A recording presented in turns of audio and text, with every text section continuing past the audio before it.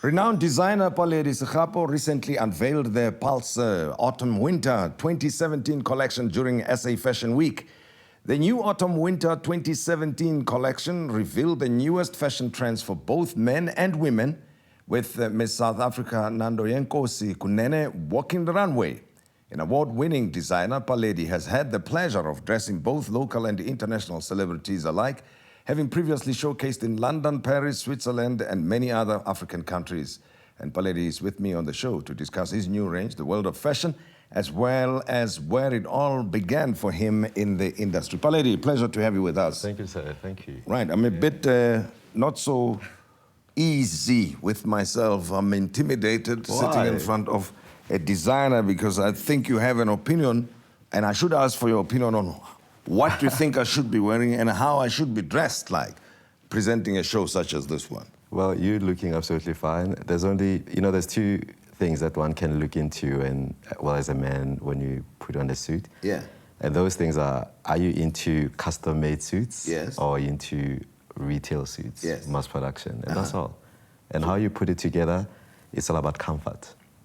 It's all about comfort, right? Yeah, absolutely. But then also stuff like image and all of that. I don't mind to be used as a case study. Yeah. If I present a show such as this one, hosting a person like yourself, and after you talking to politicians or business people, what should the look be like, for instance? Well, I always say you keep it very minimalistic. Yeah. Black colors or dark colors, gray colors, those will never betray anybody. The reason being, black, gray, all those colors, they're very much associated with class. Okay. And because they're minimalistic, they're also associated with power. Yeah. Yeah. If you were to go and interview a minister or a president for that matter, imagine clad up in a red and yellow suit. Yes. Someone's going to look at you and think, this is a gimmick situation, right? So the way you dress, it's absolutely, it still commands power. Yeah. Perhaps the big question is the fit comfortable for you? Yeah. Does the fit look attractive to the viewer or to another eye? That's all. Yeah. All right. Yeah. Well, you think about these things, and let's talk about your work now, the autumn and winter look for 2017. And broadly speaking, you've just unveiled your newest collection. Indeed. But I don't want to talk only about your collection. I want from your collection to educate the viewers about fashion. What's coming up 2017? Fashion is very dangerous. I always say to people that fashion it's ephemeral, it changes, and there's nothing as called being a fashionista. Because if you're a fashionista, that means you live for fashion and you're a diehard of looking amazing or stuff like that, and that means you'll constantly have to live on a can of baked beans or something. Because that means, essentially that every 6 months you have to change your wardrobe. And I'm one of the people that always says, you don't have to chase trends, you don't have to chase fashion. You just need to identify your sense of style, your fashion DNA, and run with it. But that doesn't necessarily mean you have to wear clothes that resemble clothes that has been in a museum for the past few decades or something, Yes. Yeah.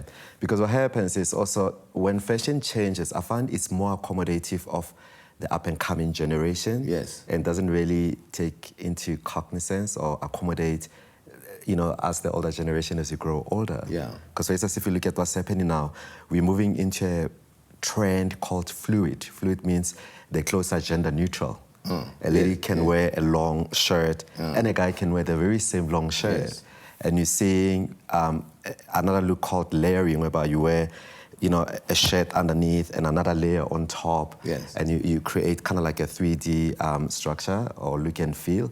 And I don't see a 55-year-old man dressed like that, So it's very dangerous. Unless you're going through a midlife crisis or something, absolutely, which can also happen. Or you're a fashion slave.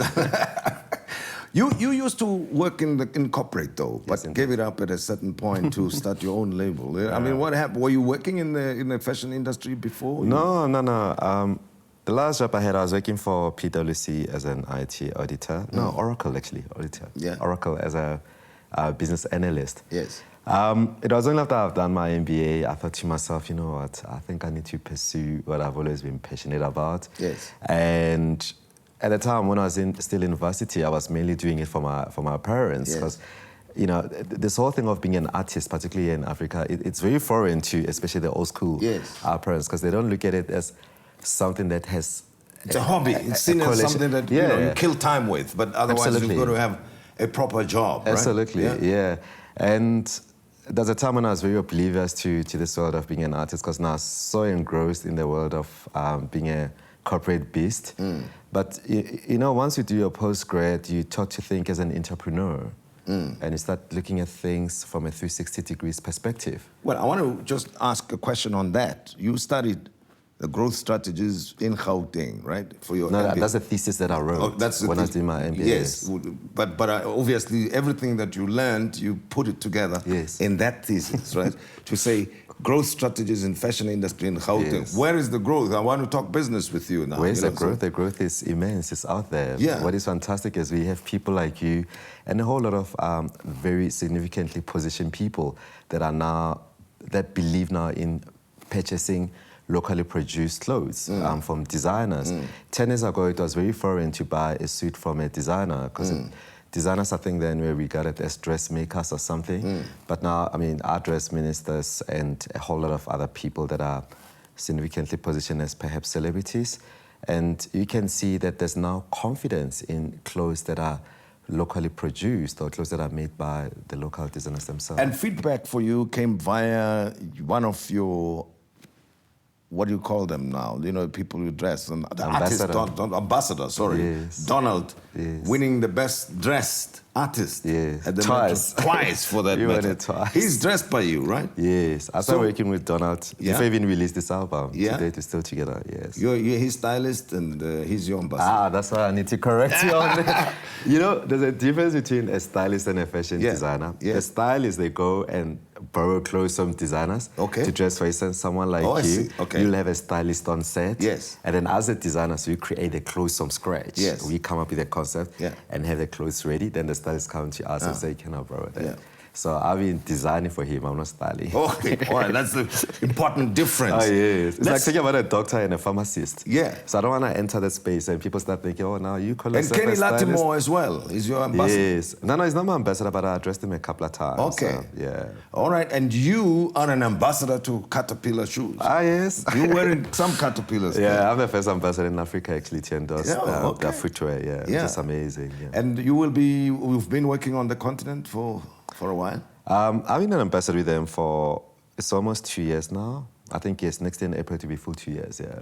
And you have taken your own clothing range into the continent? You mean in terms of showcasing? In terms of your, yes. Yes. Geez, I've showcased in so many countries within our continent. For instance, tomorrow I'm leaving for Zambia to showcase on Saturday at the Zambia Fashion Week. Yeah.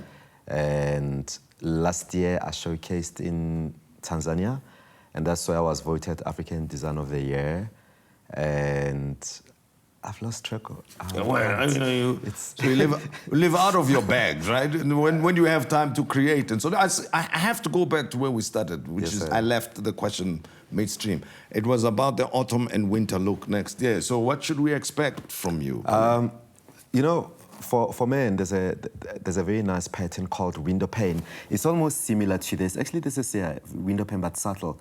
I'm sure you've seen that fabric, and it's like a lot of blocks on it, and we call it window pane cloth, and that's what's big right now. And we're actually wearing exactly what's big next day in terms of the color trend. I'm covered. Oh yeah, I'm we're covered full time.